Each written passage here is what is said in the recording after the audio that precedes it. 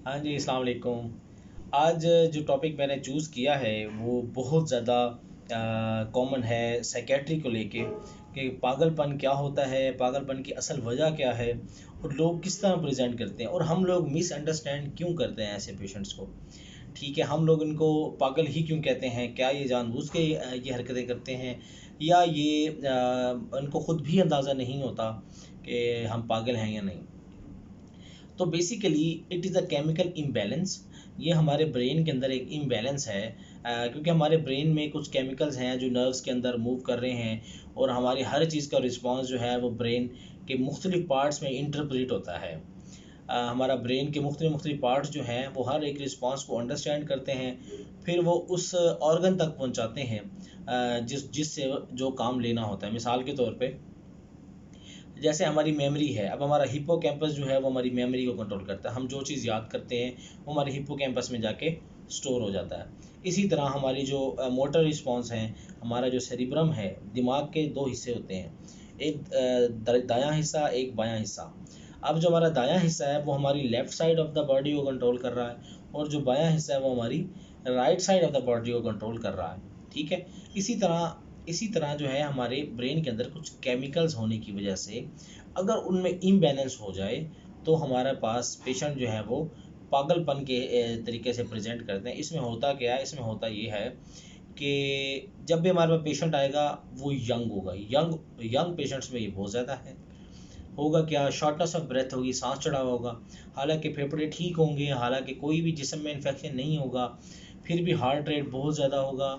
और इन्फेक्शन ना होने के बावजूद भी सांस तेज़ तेज़ ले रहा होगा और ऐसे कंप्लेन करेगा कि मेरी छाती में बहुत ज़्यादा दर्द है।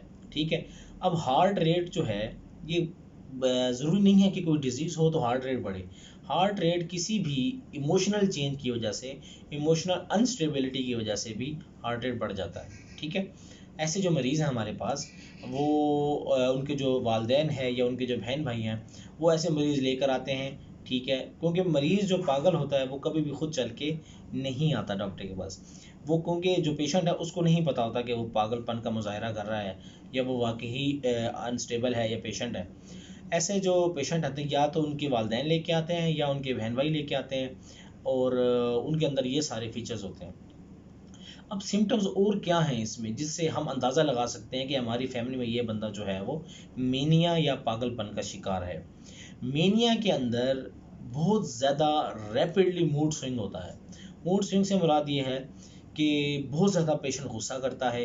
वो ये नहीं देखता आगे रिश्ता कौन सा है, आगे वालिद साहब हैं या वालदा हैं या कोई बड़ा भाई है या मामू हैं या मुमानी हैं या चाचा चाची। कोई रिश्तों का जो तकर्रुर है, रिश्तों का जो तयन करना है, वो ऐसा पेशेंट नहीं कर पाता। ठीक है, हम फिर हमारे जो बड़े हैं वो कंसीडर कर लेते हैं कि ये क्या है, पागलों जैसा बिहेव कर रहा है, बहुत ज़्यादा गुस्सा करता है, रैपिड चेंज ऑफ थॉट्स होता है।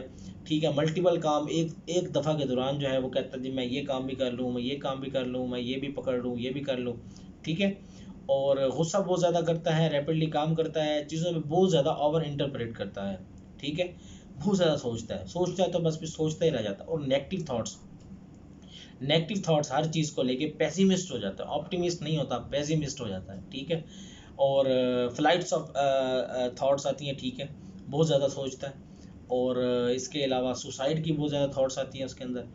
सोचता है कि मैं ख़ुदकुशी कर लूँ मुख्तलिफ़ तरीक़ों से, ये दुनिया फ़ानी है और मैंने मर जाना है, सब ने मर जाना है। इस तरह की अजीब-अजीब सी थॉट्स आती हैं। ख़ुदकुशी के रास्ते ढूँढता है। इसके अलावा इसके अंदर ग्रैंडियोसिटी आती है। ग्रैंडियोसिटी का मतलब ये है कि वो पेशेंट ये समझता है कि मैं बहुत बड़ा हूँ, मैं किंग हूँ या मैं बादशाह हूँ या मैं प्रेसिडेंट हूँ, प्राइम मिनिस्टर हूँ। ठीक है, इस तरह की उसके अंदर थॉट्स आती हैं पेशेंट के अंदर। और इसकी जो बेसिक कॉज़ है वो ये है इमोशनल अनस्टेबिलिटी। मैं ये समझता हूँ कि जो हमारा मुआशरा है इसमें इतना ज़्यादा प्रेशर है, इतने ज़्यादा मसाइल हैं, बेरोज़गारी है, जहालत है, पढ़ाई नहीं है, जॉब नहीं है और शादी को लेके लोग परेशान हैं और फैमिली के अंदर जो मैटर्स हैं, मियाँ बीवी की लड़ाइयाँ, इसके अलावा वालदेन के साथ लड़ाइयाँ, इसके अलावा जो है वो बॉस के साथ, अपने जूनियर स्टाफ के साथ लड़ाइयाँ। ठीक है, और डिप्रेशन इतना ज़्यादा है, एनजाइटी इतनी ज़्यादा है, जिसकी वजह से पेशेंट जो है वो मेनिया के साथ शिकार हो रहे हैं, पागलपन का शिकार हो रहे हैं। अब जैसे ही आप ऐसा पेशेंट देखें अपने आसपास, तो मैं ये समझता हूँ उनको पागल कहने के बजाय, उनको बेवकूफ़ कहने की बजाय, आप उनको साइकोथेरापी करें, उनको समझाएं, उनके वालिदैन को समझाएं, उनके बड़ों को समझाएं, उनको बिठाएं, उनको बताएं कि ये पेशेंट पागल नहीं है, इस पेशेंट को केयर की ज़रूरत है, इस पेशेंट के ऊपर अच्छी अप्रोच की ज़रूरत है, ताकि हमें इस चीज़ का अंदाज़ा हो कि वो भी हमारे सोसाइटी का हिस्सा हैं, उनको भी हमें साथ लेकर चलना है। जब हम उनकी साइकोथेरापी करेंगे, जब हम अच्छा, साइकोथेरापी का सबसे अच्छा तरीका ये है कि जो भी पेशेंट के साथ सबसे ज़्यादा क्लोज हो, हम उसको कहें कि इसकी साइकोथेरापी करें। ठीक है, ये बहुत ज़रूरी है कि अगर हम ऐसे पेशेंट का जो है, जो उनके साथ मोहब्बत करने वाले हैं, उनको नहीं बिठाएंगे, या ऐसे लोग बिठा देंगे जिनसे वो पहले ही ज़्यादा उनके साथ बैठना नहीं पसंद करते, तो उनकी जो अप्रोच होगी पेशेंट तक वो अच्छी नहीं होगी। जो बिलव्ड वन है, जैसे किसी को अपनी वालदा से मोहब्बत ज़्यादा होती है, किसी को अपने वालिद से मोहब्बत ज़्यादा होती है, तो वो जो है वो उनकी साइकोथेरापी करें, उनको समझाएं। मुझे याद है जब मैं साइकेट्रिक में होता था, सेकेट्री में हमारा सेकेट्री वार्ड था विक्टोरिया हॉस्पिटल का, उसके अंदर कैमरे लगे हुए हैं। ठीक है, हर रूम के बाहर एक कैमरा है, अंदर कैमरा है। ठीक है, और पूरे कॉरिडोर में कैमरा है, मेल साइड पे कैमरा है, फीमेल साइड पे कैमरा है।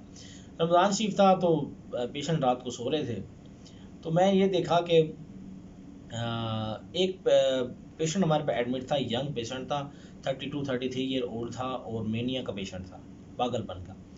अब उसके वालिद था एक साथ उसके, और उसके 6 भाई और थे।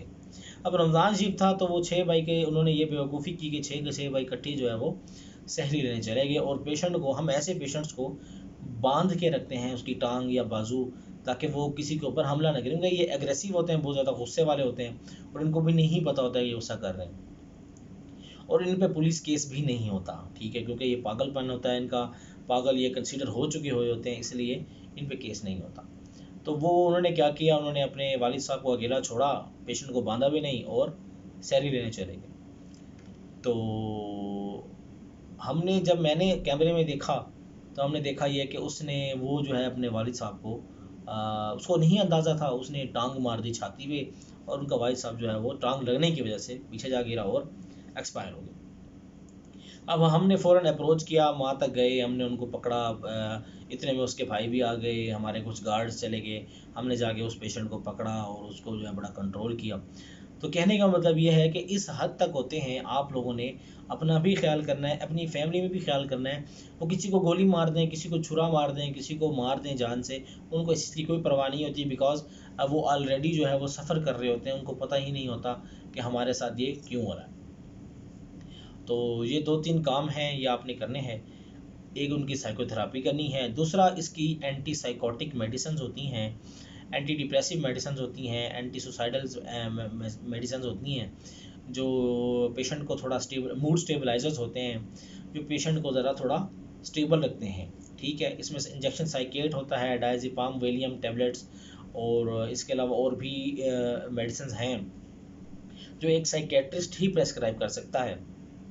लेकिन मेरे नज़दीक cognitive behavioural therapy CBT is the best treatment for the mania and the bipolar disorder, and we have to consider that, because psychology is the best field to understand the mania and to treat mania. Psychologist को चाहिए वो ऐसे patient को जो है वो treat करे, उनकी थेरापी करे, और उनके जो लवाहिकीन हैं, जो उनके साथ अटेंडेंट्स हैं, उनको ये समझाए कि घर के अंदर किसी भी बिलव्ड वन को ये थेरापी समझानी है, और डेली बेस पे 2 to 3 टाइम्स या 4 टाइम्स अ डे साइकोथेरापी करनी ज़रूरी है, ताकि ये पेशेंट जो है ये इस चीज़ से बाहर आ सके। ठीक है, थैंक यू सो मच।